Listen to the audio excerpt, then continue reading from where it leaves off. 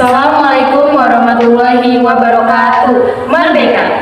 Perkenalkan, nama saya Ainun Naim Dan saya Feni Tankurnia. Kami dari Program Studi Pendidikan Bahasa Arab Institut Agama Islam Az-Zaitun Indonesia. Pada video kali ini kami akan membahas materi-materi yang ada di dalam ilmu mantik.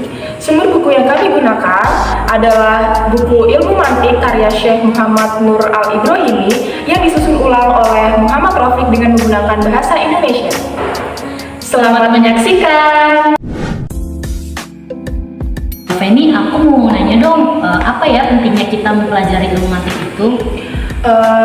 Ilmu mantik itu sangat perlu atau sangat penting untuk kita pelajari. Bahkan Imam Al-Ghazali pun pernah berkata, orang yang tidak mengerti ilmu mantik patut dipertanyakan kualitas keilmuannya.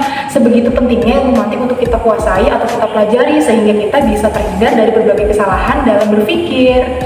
Oh, jadi begitu pentingnya kita belajar ilmu mantik untuk menjaga akal kita dari kesalahan-kesalahan berpikir. Oh ya, sekarang gantian aku dong mau nanya ke kamu, apa sih maksud dari Qodiyah Hamliyah dan Qodiyah Syartiyah?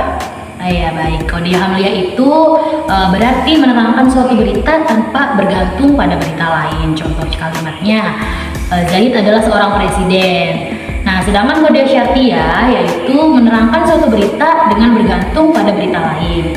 Contohnya, apabila matahari terbit, maka siang akan terwujud. Nah, pada contoh Qodiyah Hamliyah itu tidak membutuhkan berita kedua atau berita lain untuk menjelaskan atau menerangkan berita tersebut atau berita pertamanya. Nah, sedangkan di Qodiyah Syartiyah itu membutuhkan jawab. Jadi perlunya ada berita kedua untuk menerangkan berita pertama tersebut. Oh iya, berarti dengan kita melihat contohnya kita juga bisa langsung mengetahui definisi dari kedua Qodiyah yang tadi saya tanyakan, gitu ya. Ainun, apa sih yang dimaksud dengan sur?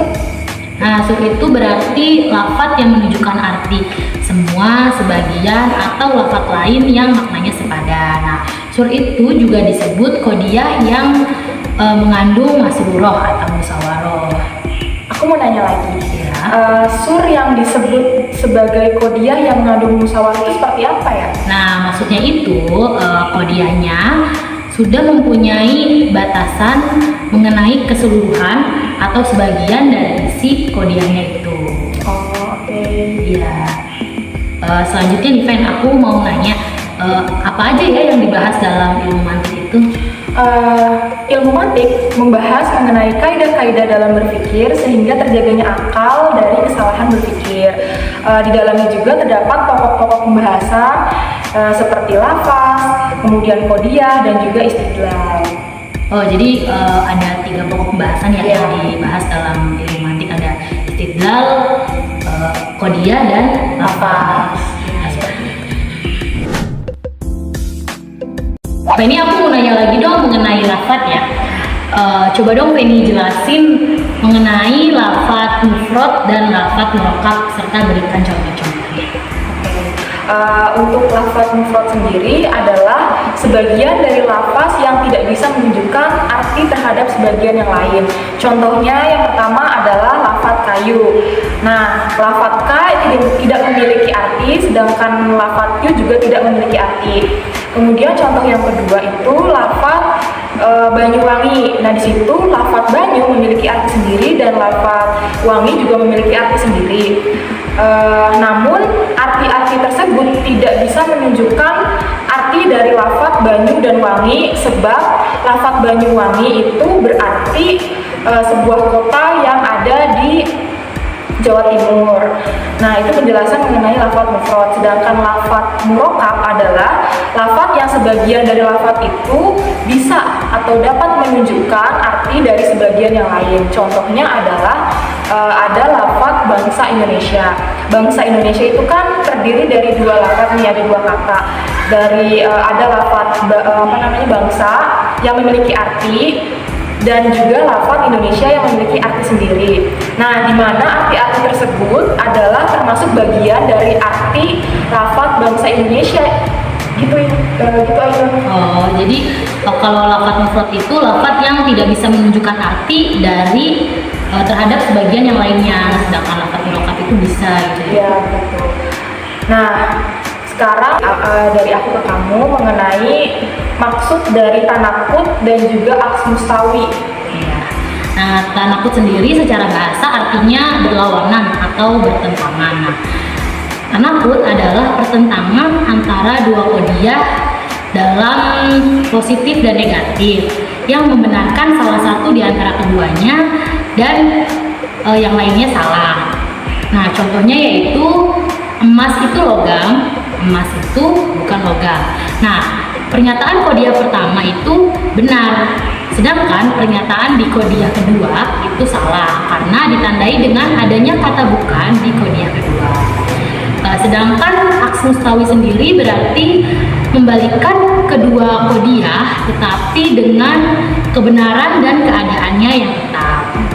Nah, contoh kalimat asalnya adalah semua orang Sumatera adalah orang Indonesia.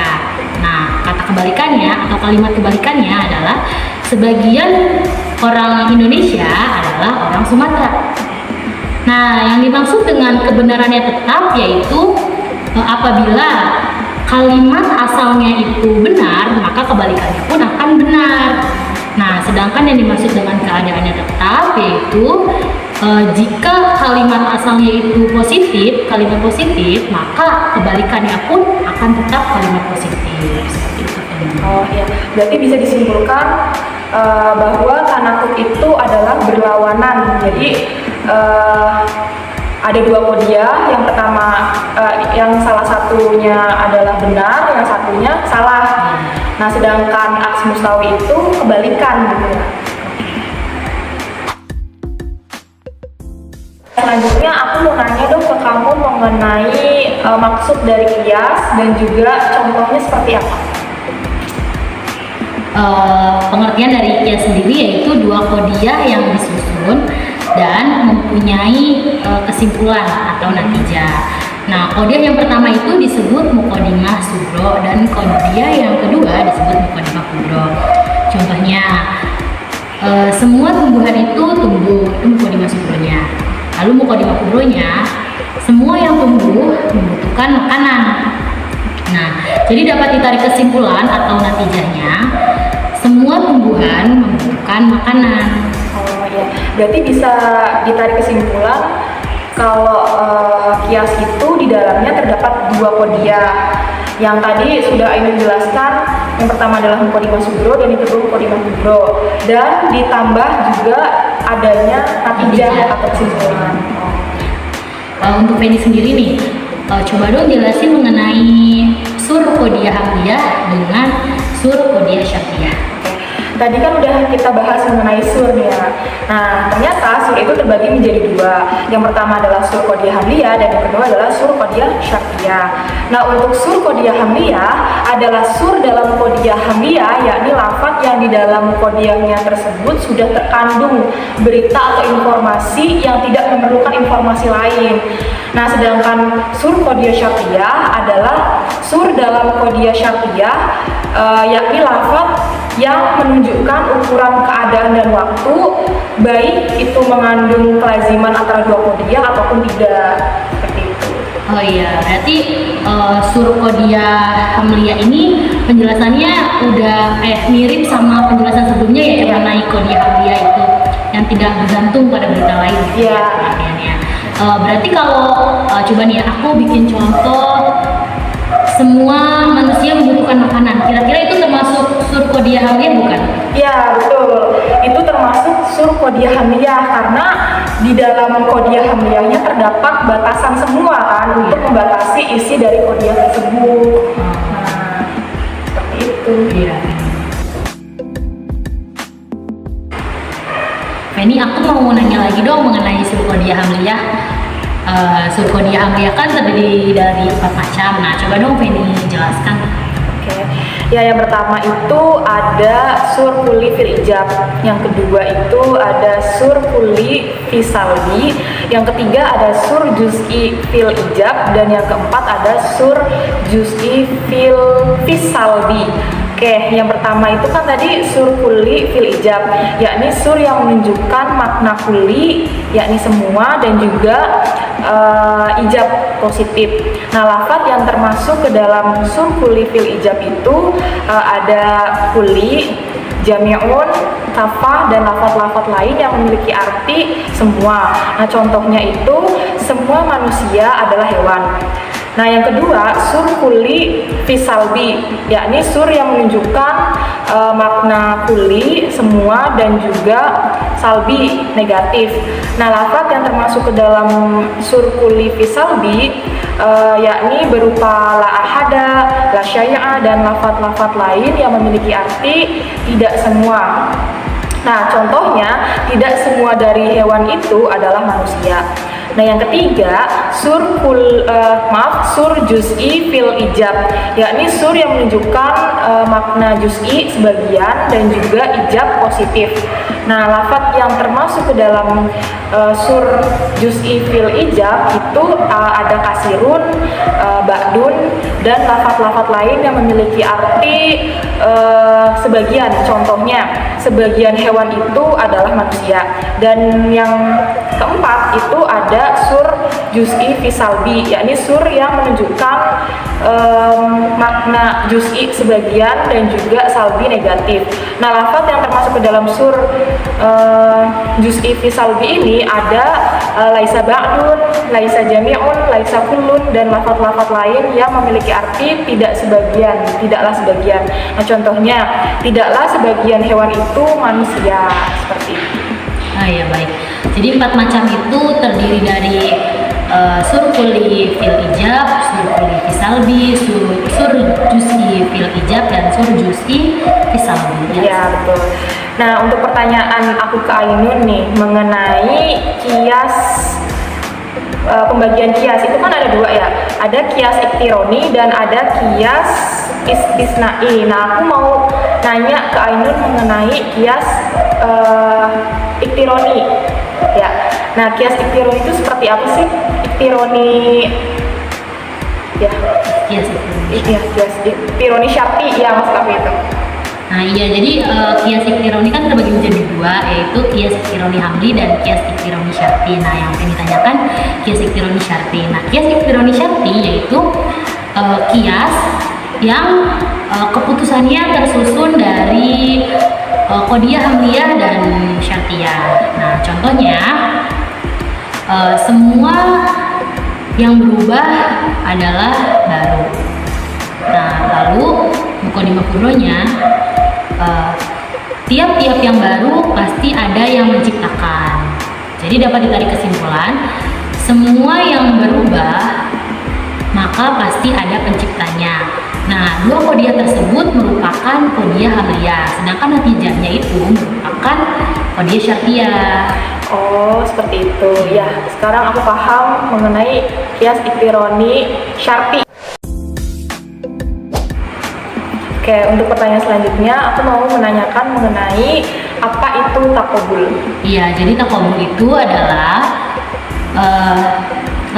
dua lafaz yang tidak mungkin berkumpul dalam satu tempat dan satu waktu. Nah, taqobul terbagi menjadi 3 macam. Yang pertama yaitu taqobul ijab dan salbi, positif dan negatif. Yang kedua, taqobul dua lafaz yang tidak bisa kumpul namun memungkinkan keduanya untuk dikosongkan. Lalu yang ketiga yaitu taqobul dua lafaz yang salah satunya tidak bisa berdiri sendiri tanpa yang lain. Untuk contoh bisa dikasih nggak Kak? Apa itu contohnya? Iya, coba kita beri contoh dari taqobul yang pertama, yaitu taqobul ijab dan salbi, positif dan negatif. Itu contohnya kalimat manusia dan bukan manusia.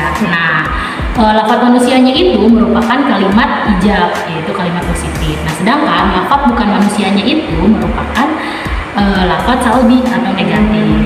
Oke. Sekarang aku udah paham. Jadi taqobul itu ada dua lafaz yang tidak mungkin berkumpul dalam satu waktu dan tempat. Oke. Nah, untuk pertanyaan selanjutnya nih, Feni, coba dong aku pengen tahu penjelasan dari istidlal itu seperti apa. Oke, istidlal itu merupakan pokok pembahasan terpenting dalam ilmu mantik. Karena istidlal itu memiliki istilah yakni pikiran dari sesuatu yang sudah diketahui kepada sesuatu yang belum diketahui, sehingga memperoleh apa yang ingin dicari dan juga mengetahui apa yang dimaksud. Oh iya, jadi dari ketiga pokok pembahasan ilmu mantik nih, seperti kodia, lafaz, dan istidlal, berarti istidlal ini merupakan pembahasan yang terpenting gitu ya dalam ilmu mantik. Ya. Untuk pertanyaan selanjutnya nih Feni, tadi kan kita telah membahas mengenai pengertian kias sendiri. Nah, kias kan terbagi menjadi 4 bentuk tuh, ada bentuk pertama, kedua, ketiga, dan keempat. Dalam pembuatan kias bentuk ketiga dan keempat nih, apakah ada syarat tertentu dalam proses pembuatannya? Ya, oke. Sebelumnya di dalam kias itu kan terdapat 3 had ausat. Yang pertama had asgor, kedua had ausat, dan ketiga had akbar. Nah, namun untuk had ausat sendiri itu memiliki perbedaan letak atau kedudukan pada kedua mukadimah. Nah, untuk kias bentuk ketiga itu memiliki had ausat yang menjadi maudu atau subjek pada kedua mukadimahnya. Adapun syarat-syarat penarikan kesimpulan kias bentuk ketiga kan ada 2. Yang pertama adalah adanya ijab atau positif pada mukadimah sugro, dan yang kedua adanya kuliah pada salah satu atau kedua mukadimahnya. Nah, untuk penjelasan mengenai kias bentuk keempat itu kias tersebut memiliki had ausat yang menjadi maudu atau subjek pada mukadimah sugro dan menjadi mahmul atau predikat pada mukadimah kubro. Nah, adapun penarikan kesimpulannya itu terdapat syarat-syarat yang perlu diperhatikan. Yang pertama, apabila tidak terdapat mujabah juz'iyah pada mukadimah sugro, maka tidak diperbolehkan mengumpulkan salibah dengan juz'iyah. Dan yang kedua, apabila terdapat mujabah juz'iyah pada mukadimah sugro, maka wajib terdapat salibah kuliah pada mukadimah kubro. Seperti itu penjelasannya. Nah, ini masih ada kaitannya mengenai kias. Nah, aku mau nanya dong tentang kias bentuk pertama dan juga kias bentuk kedua sama contohnya.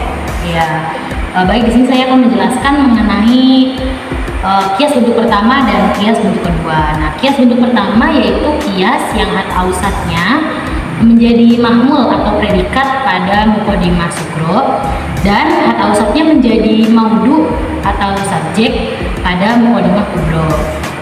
Nah, contohnya yaitu semua tumbuhan itu tumbuh. Semua yang tumbuh membutuhkan makanan. Nah, jadi dapat ditarik kesimpulan yaitu semua tumbuhan membutuhkan makanan. Nah, untuk bentuk kedua yaitu kias yang had ausatnya menjadi mahmul atau predikat pada mukadimah sugro dan mukadimah kubronya. Contohnya mukadimah sugronya nih, semua kafir kekal di dalam neraka. Nah, lalu mukadimah kubronya, tidak seorang pun yang beriman itu kekal di dalam neraka. Nah, jadi dapat ditarik kesimpulan atau natijahnya, tidak seorang pun dari orang kafir itu beriman. Panjang ya penjelasan mengenai bentuk kias. Oh ya, untuk pertanyaan selanjutnya, aku mau nanya dong mengenai kenapa sih kekeliruan dalam pembuatan kias itu bisa terjadi? Nah, mengapa hal tersebut bisa terjadi? Karena adanya salah satu syarat yang tidak terpenuhi dalam proses pembuatan kias. Nah, itu juga bisa disebabkan karena kekeliruan materi dalam pembuatan kias tersebut. Oke, ya aku paham. Iya, jadi kita harus benar-benar memperhatikan syarat-syarat pembuatan kias. Untuk pertanyaan selanjutnya nih buat Feni, mengenai pembahasan di bab istidlal itu kan ada yang tentang al-burhan. Coba dong, aku pengen tahu itu penjelasannya gimana ya? Oh iya, al-burhan itu adalah argumen atau pendapat yang disusun berdasarkan mukadimah-mukadimah yang meyakinkan. Nah, sesuatu yang meyakinkan tersebut itu ada 2 macam. Yang pertama adalah nadoriyah, yakni berdasarkan pikiran. Yang kedua itu doruriyah, yakni sesuatu yang pasti. Nah, untuk penjelasan mengenai nadoriyah, yakni kodiyah yang akal tersebut yang memastikan atau membenarkan melalui hasil renungan atau pemikiran, seperti itu. Ya, jadi maksud dari al-burhan itu argumen dari mukadimah yang kuat. Mukadimah yang meyakinkan. Mukadimah yang meyakinkan. Ya, seperti masih mengenai kias nih Feni. Bagaimana ya membuat kias yang benar agar tidak terjadi kekeliruan dalam pembuatan kias tersebut? Nah, menurut saya dengan memperhatikan hal-hal yang bisa membuat kias tersebut itu rusak ataupun keliru. Nah, hal-hal tersebut seperti syarat-syarat pembentukan kiasnya juga harus diperhatikan. Dan yang kedua, materi penyusun kodiahnya juga harus diperhatikan supaya tidak terjadi kerusakan pada kias. Nah, untuk pertanyaan aku ke Aina nih mengenai kekeliruan dalam bentuk itu seperti apa sih dan contohnya juga kayak gimana? Ya, jadi kekeliruan bentuk itu disebabkan karena tidak terpenuhinya salah satu syarat dalam pembuatan kias. Contohnya nih ya, ketika Feni ingin membuat contoh kias bentuk pertama.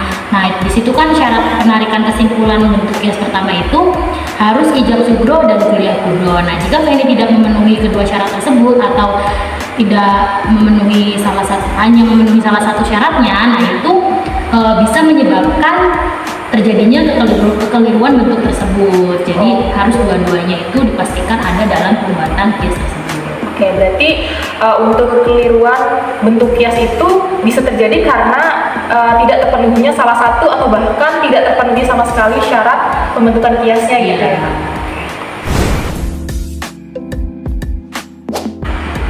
Oh ya Feni, ini untuk pertanyaan terakhir nih ya, mengapa ya kita harus mempelajari atau memahami berbagai macam bentuk kias serta kekeliruan yang ada di dalamnya? Karena dengan mempelajari pengertian kias, macam-macam kias, kemudian kekeliruan kias itu bisa menambah pengetahuan kita sehingga kita bisa terhindar dari berbagai macam kesalahan dalam berpikir gitu.